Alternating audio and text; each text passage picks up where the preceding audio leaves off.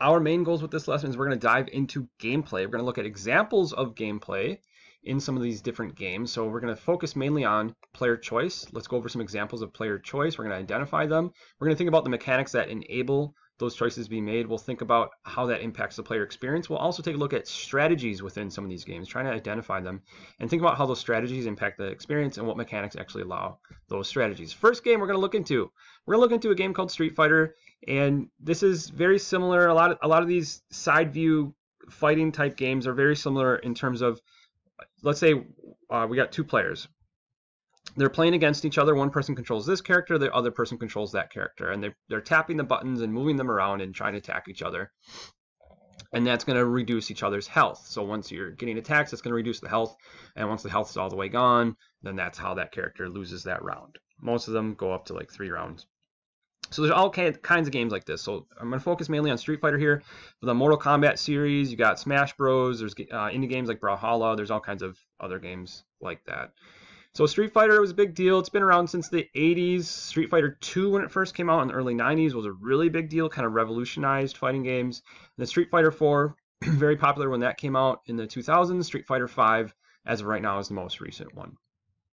So I'm going to prove to you that like in a second in this game, you have about like 8,000 different choices you could make, which is just insane.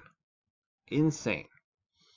Here's what the control scheme looks like in Street Fighter, whether you're using a gamepad or a joystick, arcade kind of thing. It's similar in terms of you have 8 different ways you can move.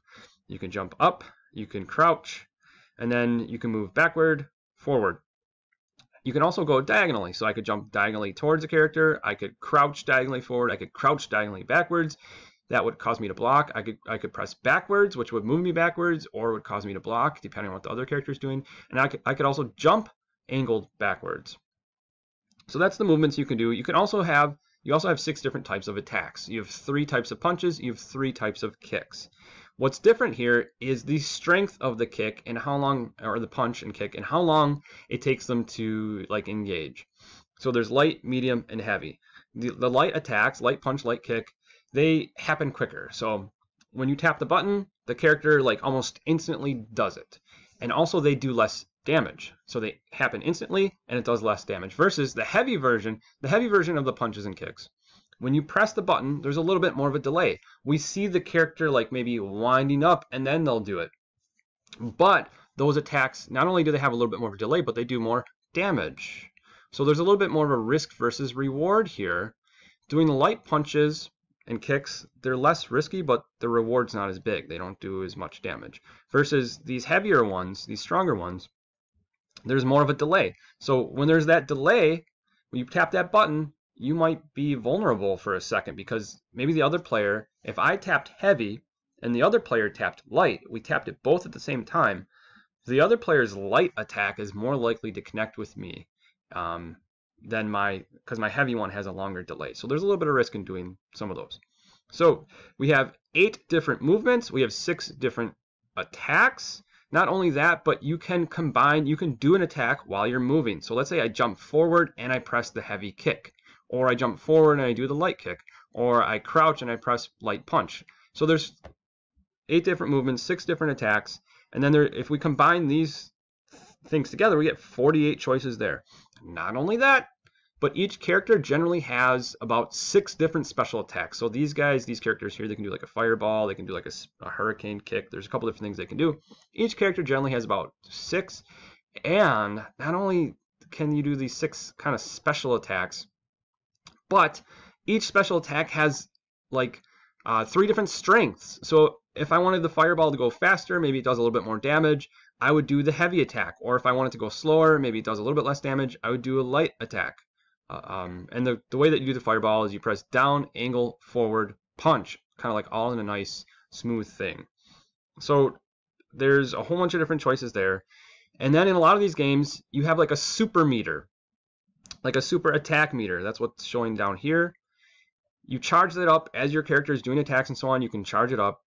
And then usually they have like 3 different styles that they could do of using like a super duper attack. And then they can also choose what strength they want to do of that super duper attack. So like this is starting to get pretty complex just in terms of what we can do here. So it's like with my numbers here, it's approximately any given moment, there's about 77 different things that you can do with your character, any given moment. Now, with a video game, the way that video games work is they're checking for the player's inputs a certain amount of, let's say, cycles. So let's just pretend, and this is kind of low, I think, but let's pretend that Street Fighter is checking 100 times per second. It's checking, the computer's checking, what is that person pressing? They're checking that 100, the computer's checking that 100 times in a second. So now, in 1 second, there's 100 checks, and you can do like 77 things at any given time. So we times 77 by 100, that gives us, let's just round it up to 8 grand. Like that means in 1 second, there's like 8,000 different things that you can do. In 1 second of Street Fighter, like 8,000 different choices that you can make. Like that's just insane. That's an insane amount of choices. Which what happens is that causes a lot of different abilities for strategy, and it causes a lot of replayability because any given round is probably not, because you have so many different choices, when you're playing against somebody, each round is not necessarily going to be exactly the same. To summarize some of the mechanics that are related to this, so there's mechanics that tell you how high you can jump, how far you can jump forward. There's mechanics like we talked about, what kind of damage does each of these buttons do, how fast do each of these attacks go. There's mechanics related to what inputs do you need to do the special attacks, what inputs do you need to do the super duper attacks, how long do those super duper attacks last, how strong are they. There's mechanics related to what happens when I use the joystick and one of these kick or punch buttons. There's mechanics related to if I do something, the other character does something, how do they cancel out? If I'm blocking, can that block a certain punch or kick? There's just so many mechanics related to these types of things that the designers had to program in. Not only that, but in a game like Super Street Fighter 2 Turbo, there are 16 different characters, and each character feels different.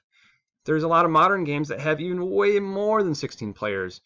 And again, these characters all kind of feel different. Maybe you have, for example, there's Dalsim here. He's like a lightweight, stretchy guy. His arms can like stretch really far. He's like a yoga guy.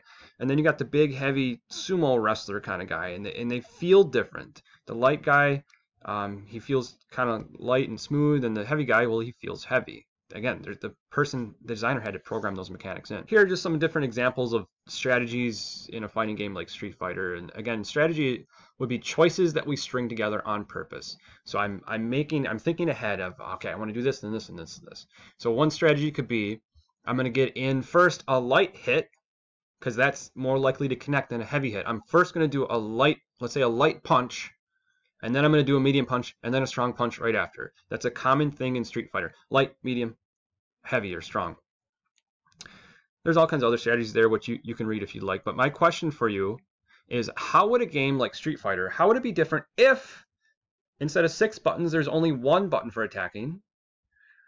If there's only forward and back movements on the joystick, meaning you couldn't jump, you couldn't crouch, you couldn't diagonal either. So if there's only 2 movements on the joystick, and if there's only 2 characters to choose from, how would a game like Street Fighter be different if that were the case?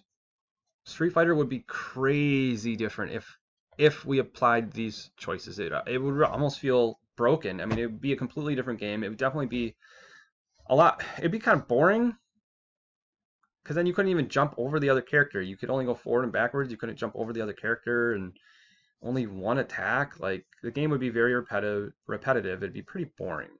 We're going to dive into Tetris a little bit here. So I have some questions for you. Before we get into those questions, let's think about what choices can't you make in Tetris. In Tetris, you can't decide what piece you get. It's random. The computer decides for you what piece you get. You also cannot decide how fast the computer brings it down. So there's a certain speed that the piece always comes down. In some of the Tetrises, you can press down to make it come faster, but the computer still always brings it down at a certain speed, and usually that speeds up. So I want you to think about what choices can you make in Tetris? So there's only a few choices you can make in Tetris. You can choose which orientation you want the piece to be, and in most Tetrises, you can rotate it left or right, whichever way you want to rotate it. You can also choose where to drop it, so which column to drop it. You can also choose if you want to drop it down faster or not. So and then you press, usually in most of them, you press down to bring it down faster. So those are kind of the main choices that we can make. What would be the strategies then that we could do in a game like Tetris? An example of a strategy in Tetris would be trying to align and combine all the pieces to then make this kind of like one column gap here, because then the pieces that look like this just slide in there really nice, and then you can get rid of that whole all four of these rows. So that's definitely a very, very common and very good strategy. Settlers of Catan, neat board game we've talked about a few times. Choices you can make in Settlers of Catan. So when it's your turn, so just like this is besides the beginning of the game, whatever the ending of the game, we're just thinking about when it's your turn, you got a couple different choices you can make. You can use your cards, you can trade cards, and you can choose where to place objects. So in terms of using cards, you can use cards to build a settlement. That's these little guys. You can use cards to upgrade a settlement to a city. You can use cards to build a road. You can you can buy a development card. There's these cards like this that you can buy. And then of course with your cards you can just collect cards. You don't have to use your cards. You can just collect cards on your turn and kind of almost like skip your turn. You can trade. One cool part of this game is you can talk with others. You can decide, who do I want to trade with? What do I want to trade with? Maybe I'll do a 2-for-1 or a 1-for-1. Maybe I want their wheat and they're going to give me their wool. So again, you can trade and make choices related to trading. A very important aspect of Settlers of Catan is choosing where to place objects. So in terms of your road, where are you going to place that? Where are you going to place your settlement? There's of course rules. We've kind of talked a little bit about this in terms of rules where you can place these things. One of the mechanics is your settlement must be connected to a road. You can't just, like I couldn't just place a settlement here without a road. So there's some rules about where I can place objects.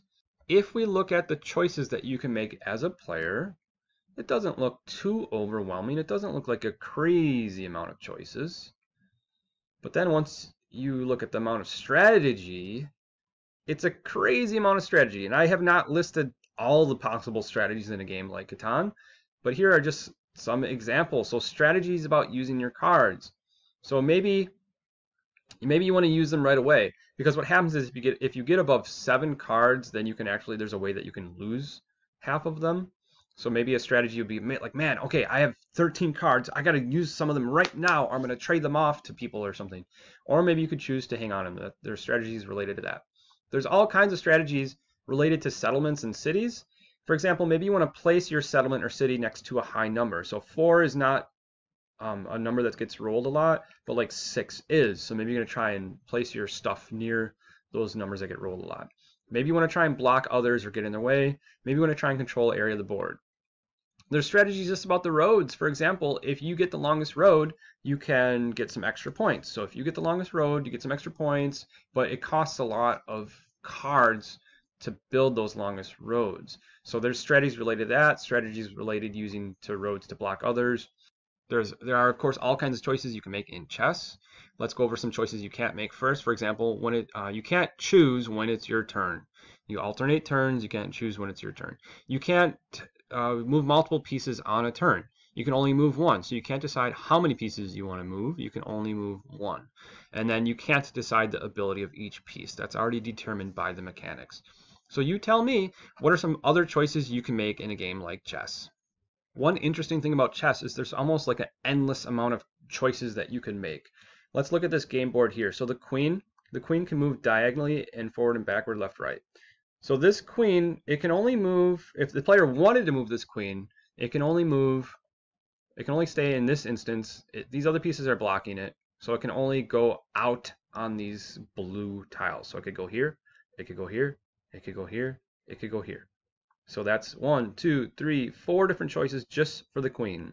The king could be brought forward if they want. I don't know why they do that. This bishop can go out diagonally.